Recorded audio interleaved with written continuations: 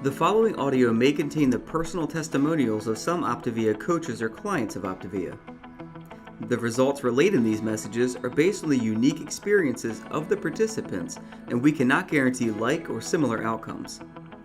While you may be inspired by these accounts, please note that any stories of success have not been verified and your individual path to optimal health will vary. As always, it is our recommendation that you consult with a healthcare provider before starting a weight loss program. Yours in health, the Optavia team. Well, good evening, everybody. This is an exciting night. It's always a pleasure to host the Habits of Health call. And so tonight's call is actually titled Mechanics versus Mindset. And my name is Craig Blanchette, and I want to welcome you all to the Optavia Habits of Health webinar. I'm actually a certified Optavia coach, and it's always a privilege to be able to host these calls along with the other amazing coaches that are able to share with us their experiences of their health journey. And this actual webinar tonight and the topic is actually be taken from 3 different books. And so you may want to jot these down. I think they've been amazing, and they all dovetail together. And it looks like you guys are greetings from Florida, North Carolina, South Dakota, all over the place. Wow. Pennsylvania, Tennessee, great stuff. Medford, Oregon, awesome. Vicky from Oregon. I'm actually in Washington State, Vancouver, Washington. So anyway, these 3 books, The Overweight Mind, that was actually referred to me by another health coach. Her name is Miriam. She's actually hosted some of these as well. She told me about that book. It's an incredible book. It's almost like Dr. A's Habits of Health, but told through a different voice. And it's really, it's a nice read. If you're familiar with the Habits of Health, I think you'll enjoy that. And then The Power of Habit by Charles Duhigg. He really talks, and Dr. A refers to his information as well. And then Dr. A's ebook, which is available for free, is Stop, Challenge, Choose. And so these are the 3 books that kind of tell the big story of what long-term change looks like. And so I'm going to go into a little bit of detail here as we get started to help you get sort of in the mindset of what I'm talking about. But first, we're going to start with this quote from Robert Ulrich. It's a healthy outside starts from the inside. And that inside is the way we think. Inside our head is what controls our actions, and our actions control the change that we experience in the world. And so what the author of the book, The Healthy Mindset, or The Overweight Mind, he says that mindset is 20% and mechanics are 80%. That's not what he says at all. It's actually the opposite. How did I miss that? The mechanics are 20% and the mindset is 80%. So you get a total of 100%. And it's important that you have your 20% of the mechanics, but you need to get the 80% of the mindset, because the mindset is what drives the mechanics. And so I'm going to show you kind of a little bit of analogy here, where you've got on the left side of the screen here, you've got a gear shift, a gear shifting transmission, where you would shift your car.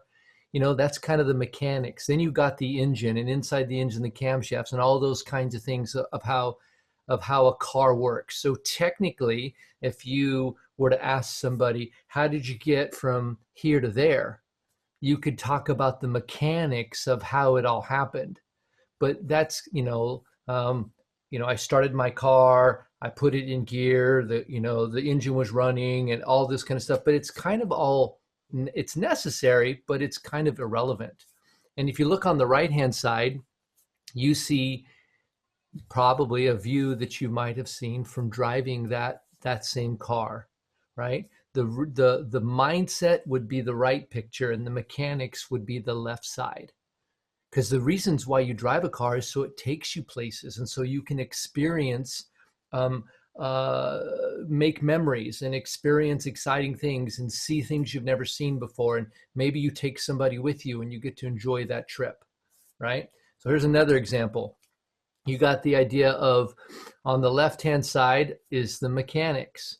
That is paintbrushes, drop cloths, rollers, tape, all the kind of stuff that's necessary to make a house into a home or to decorate a living room. And you've got the top picture of that living room that you could invite people over to, and you can have deep and great conversations and fun and parties and Christmas and things like that. And you see in the bottom picture, they're taking a room that they've created to do activities. They're playing some kind of a interactive video game there, and they got the two kids playing, having a ball, and then the parents, or some other people are watching, right? So the mechanics of how did you make a wonderful evening with your family? Well, I painted the walls a specific color, and then I got a special rug, and then I put the couch here, and all that is necessary, but it actually is irrelevant for lasting change. The part that will motivate you for change is creating that experience in that environment where you're going to live life in. Does that make sense? And so we're going to move on here, and a couple of little stats that I read in from the book, The Overweight Mind. The guy's name is Jay Nixon. That's who wrote the actual book. And he says that the National Institute for Diabetes and Digestive Health, for both, it's the National Institute for Diabetes and Digestive and Kidney Diseases, right? They actually followed some of the contestants from the popular show, The Biggest Loser. And these people lose a lot of weight in a short period of time. They kind of sequester themselves away from the rest of the world, and they have a special environment that's created with basically extreme exercise and an extreme diet. And they get some extreme results as well. Well, this National Institute did that study. They studied season 8. 13 out of 14 of the contestants gained 100% of their weight back within 5 years, right? And it's because they were focused primarily on the mechanics of the whole situation, not on the mindset. So when they went back to their lives, they didn't have those extrinsic motivators in their life. They went back to their normal life. And what happened is they started getting invited to go out to dinner with friends and go to drinks and decided they stayed up a little late, and so they didn't get up and work out, and slowly but surely their weight came back on, right? There was another study that was done by it's a bariatric surgery study, the American Medical Association in 2015. They studied people with bariatric surgery, and almost 50% who had the surgery had gained 100% of their weight back within 5 years. What's interesting with that is they actually do require counseling. They require you to go to a doctor, or I don't know who they go see, but they go see somebody that counsels them. What they found out, though, in the counseling is they counsel them on mechanics. They counsel them on what carbohydrates do, what fat does, how to drink enough water, and they counsel them on how to cook healthy and portion control and all these mechanics. And then they go get the bariatric surgery, but it doesn't actually make a difference in the long run. And now they've actually mechanically, surgically altered their digestive system. Now, one of the downsides to bariatric surgery, and there's some upsides, people do lose weight, no question. But one of the downsides is if you don't change your lifestyle and you gain your weight back, it can actually be life-threatening. And so There's no shortcut actually um, to being healthy. Um, and so all these particular things were focused on the mechanics, and that's why they actually didn't work. Someone said in the chat they would like to see where these stats are. If you actually buy the book, The Overweight Mind from Jay Nixon, it's in the first 2 chapters there. So you can get that stuff there. So let's go. Think about this one. Why doesn't the 5-in-1 make you be healthy? The 5-in-1 can help you lose weight for sure, but why doesn't it guarantee that you'll be healthy? Well, because the 5-in-1 is all mechanics. Now it's great. You can have bad mechanics and you can have great mechanics, right? The 5-in-1 is the best mechanics I've seen. It works so amazing and across a wide variety of people. I've never had a client actually not lose weight when they followed the 5-in-1. So it's a done deal. It works great.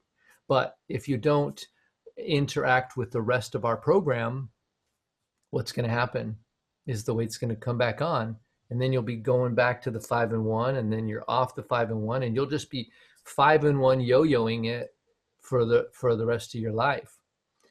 This is a little diagram here of what the Optavia program really looks like. We've got these 4 cornerstones here at the bottom, right? You got your fuelings, or the 5-in-1. That's on the far right, right? That in this diagram, it's 25% of the total. You've got your healthy communities. Many of you guys, actually, by the way, showing up today was part of your healthy community. You're here chatting with other people in here. You're here talking, listening to me, and you're connecting with a group of people that's outside of just you. Then you've got the habits of health system, right? There's a lot of mindset. The first 3-4 chapters, actually 5 chapters in Dr. A's book, are all mindset, right? And then they got the workbook in there, helping you get that structural tension, helping you get your why fleshed out. And then you have your health coach.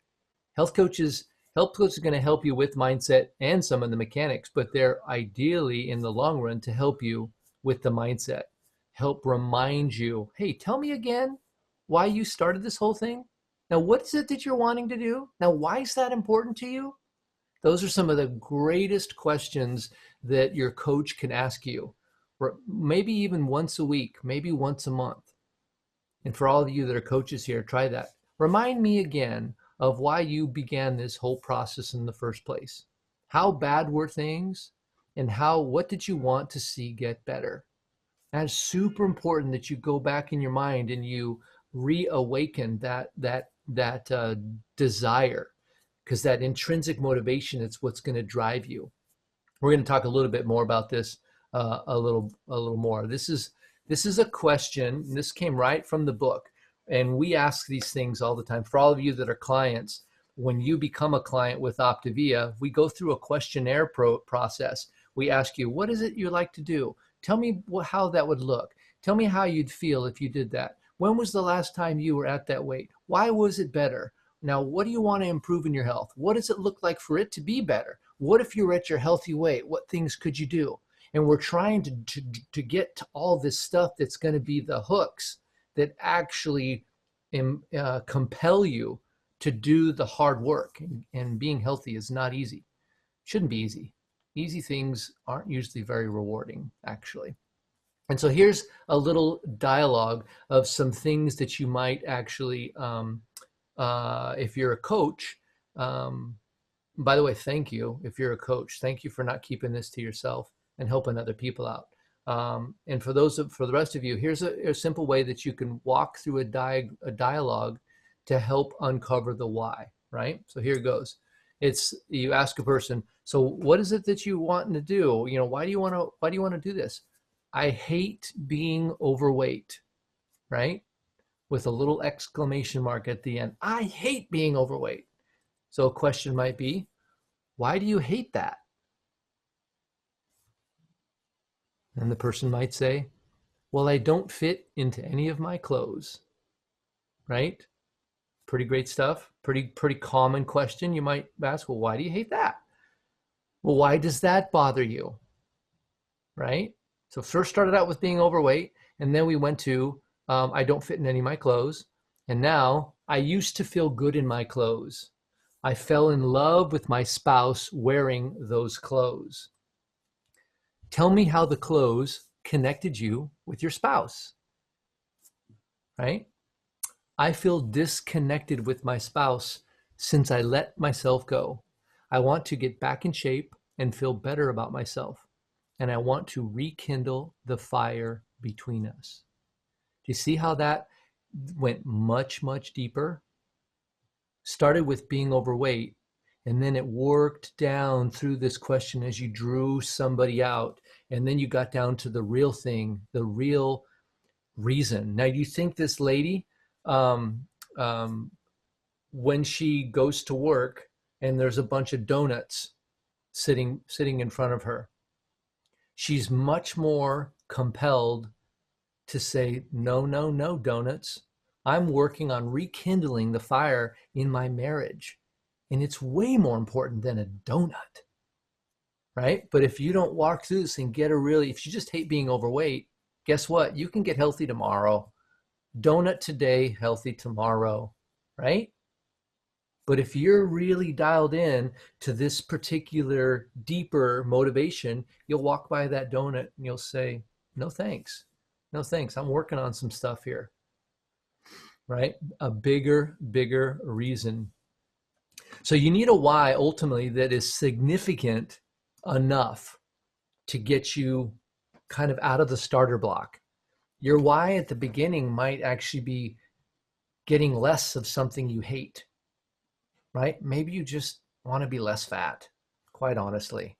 When you first start, you got to have something that gets you started, but you got to transition from what you don't want to what you do want, right? In that example, the lady actually wanted to rekindle a relationship with her husband.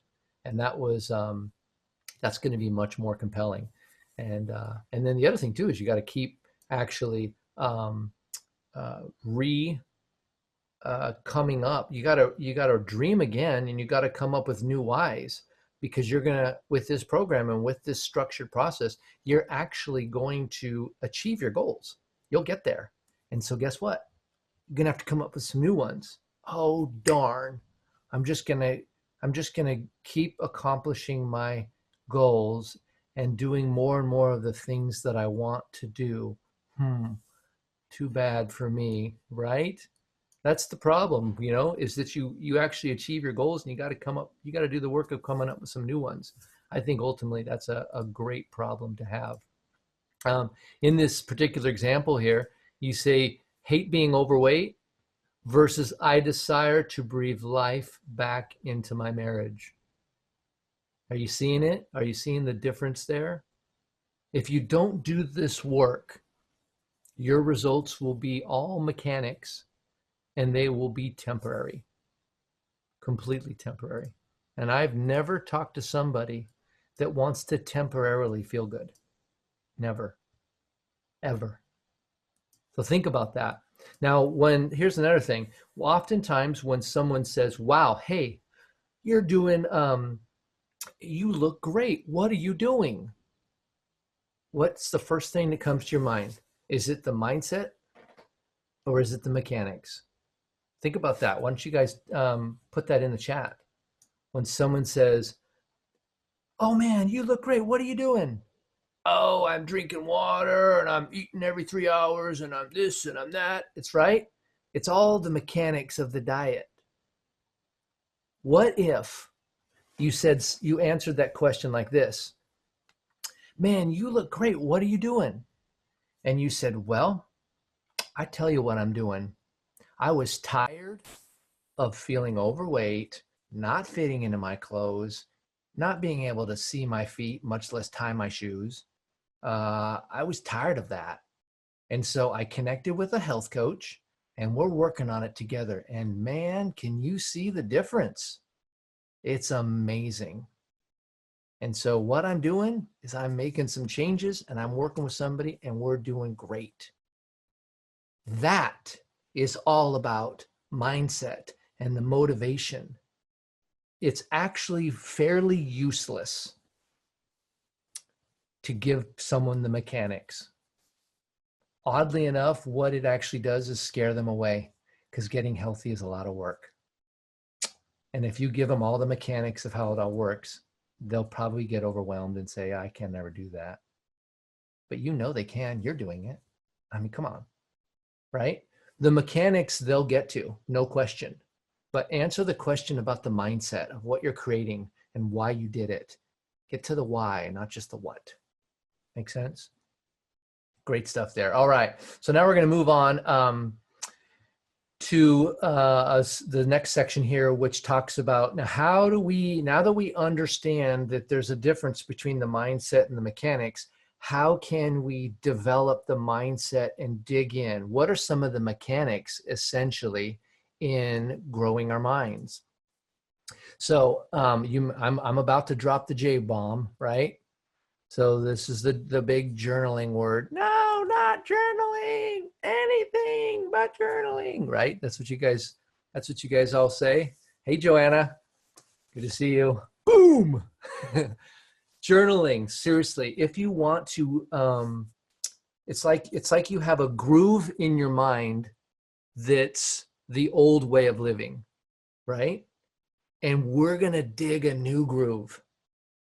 And one of the most, I would say the most powerful thing you can do to dig that new groove in your mind is journaling. I'm not saying it's suggested.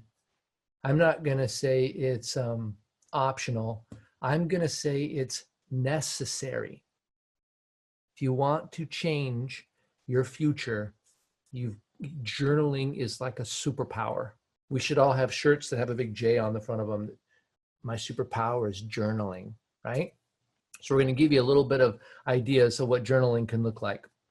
The way I describe journaling is processing your thoughts through a pen onto paper, right? So if I'm thinking it, just going to write it down, right? Write some things I'm thankful for, right?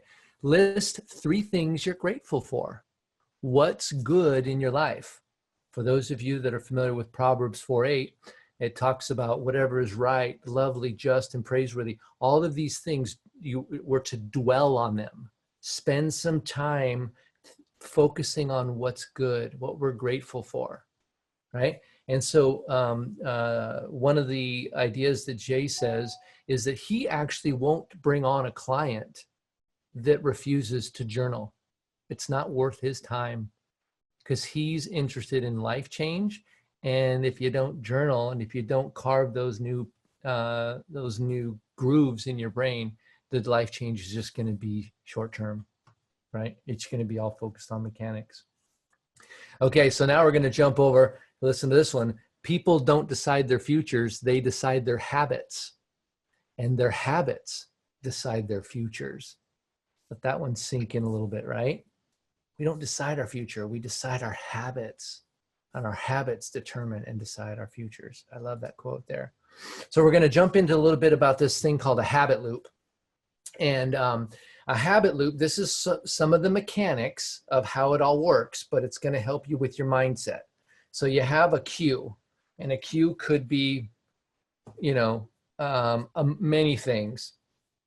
You walk in and your dog had a mess in the house. Maybe you are on your way to work and it's snowy and something happens and you're late for work because of all the traffic. Whatever it is, some kind of a cue happens and it says it's an event. And then you have the routine, right? The routine is, well, I'm stressed out or I'm bored or I'm lonely. And I know that chocolate will be my friend for a little while. And so you go have chocolate. And guess what? You get a reward. That tastes good. I'm satisfied. And so what you can do actually is keep the cues you can't control always. Stuff's going to happen. And you want to make sure you have the reward. But what you need to do is actually replace the routine. And I'd like to tell a little story here of a friend of mine named Brenda. She's a client that I work with. And one of the things that she did is she would come home from work. For those of you that have trouble staying on plan in the evenings, this will speak to you directly. And this was so powerful. It was just awesome. So Brenda came home, and what she would do is she would get out of her car. She pulled it in the garage. She'd go into the house to the garage, and then she'd make dinner, sit down on the couch, watch TV, and she would snack all night.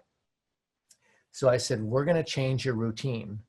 The cue, you get home, that's the same thing that happens every time, right? And then the reward at the end is you're going to be satisfied and you're going to have a nice, enjoyable, relaxing evening. Those are going to be the same. We're just going to change the routine in between. So I said, instead of going through the garage door, walk outside and go in the front door. So you're going to have to unlock the door with your key, right? So your brain's going to go, wait a minute, that's a little different. And then when she went in, she cooked dinner. I told her, sit in a different seat on the couch. So instead of watching TV from this seat, she watched it from this seat. And I said, tell me how it goes. So she tried it for a week, came back the next week and said, how'd it go? She said 100%.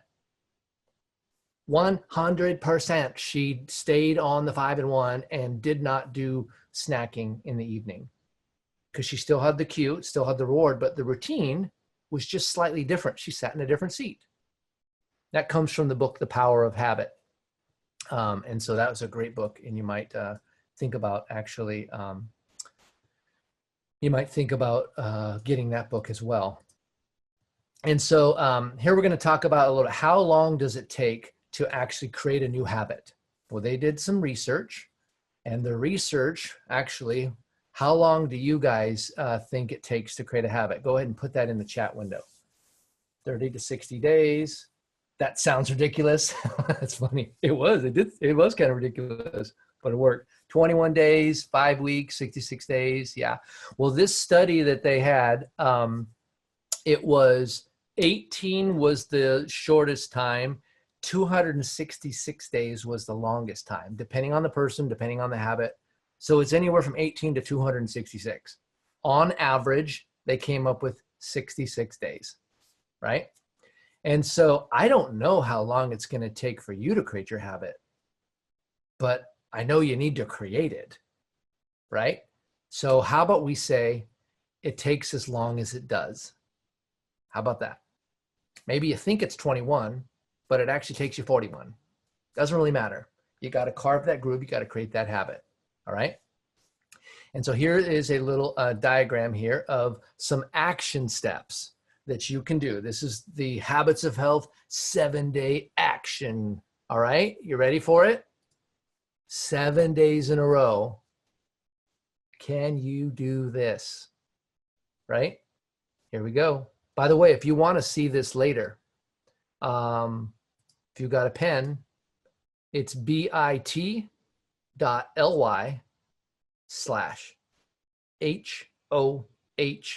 playbacks. bit.ly/HOH playbacks. That'll take you to the YouTube channel where you can see all of these things. All right, so here, this is the action plan for the Habits of Health, right? We want to focus on the good and then create it. So we're going to do 3 things you're grateful for, 3 positive actions you will take that day that will move you closer to your goal, and then 3 people you will encourage that day. This is 7 straight days. We're not taking the weekend off. This will take you 10 minutes, maybe 10, 15. What if you have a hard time coming up with things you're grateful for? That should tell you something. Think about that. You might be seeing more negative in your life. That's actually quite natural than the positive. So work at this. Dwell on the good. 3 things you're grateful for, 3 positive actions you will take that day to progress towards your goal, and 3 people you will encourage that day. Think of how crazy that is. You're going to come up with 3 names of people that you want to say something encouraging to. Oh my goodness, let's do that, right? So hopefully you guys got your assignment there. And this gives you, there's a lot more in this book, but I'm just wanted to mainly cover the difference between mechanics and why all diets are mechanics. Some you have good mechanics and bad mechanics and better mechanics and not so good, right? Our mechanics are top of the line, premium, first in class, killing it, right? But they're only 20%. So we got to focus on the 80%. And guess what? The rest of the Optavia plan focuses on the mindset, on what your goals are, on moving towards what you want. So the 3 books are The Overweight Mind by Jay Nixon, right? Then there's The Power of Habit by Charles Duhigg. And Stop, Challenge, Choose is a free ebook by Dr. Wayne Scott Anderson, Dr. A. And if you don't know how to get that free ebook, ask your coach, or maybe Google Dr. A ebook, Stop, Challenge, Choose. Those 3 books will definitely dovetail together and create a process so you can have long-term and lasting transformation. Because that is the tagline. Optavia stands for lifelong transformations, one healthy habit at a time. Lifelong transformations mindset, one healthy habit at a time, mechanics. All right, guys. Thank you for your attention. It has been my pleasure to share with you tonight. I hope that you'll take the journaling challenge, and I hope that you will start focusing not so much on the paintbrushes and the motor and the gear shift and the water and all that, and you'll focus on what motivates you to activate those things. And then that's your mindset. That's what you want. All right, you guys, have fun. By the way, if you're Facebook friends of mine and you want to message me that you're taking the challenge, I'd love to hear from you guys. And we will talk to you next time. See you later, everybody. This audio may have contained the personal testimonials of some Optavia coaches or clients of Optavia. The results relayed in these messages are based on the unique experiences of the participants, and we cannot guarantee like or similar outcomes. While you may be inspired by these accounts, please note that any stories of success have not been verified, and your individual path to optimal health will vary. As always, it is our recommendation that you consult with a healthcare provider before starting a weight loss program. Yours in health, the Optavia team.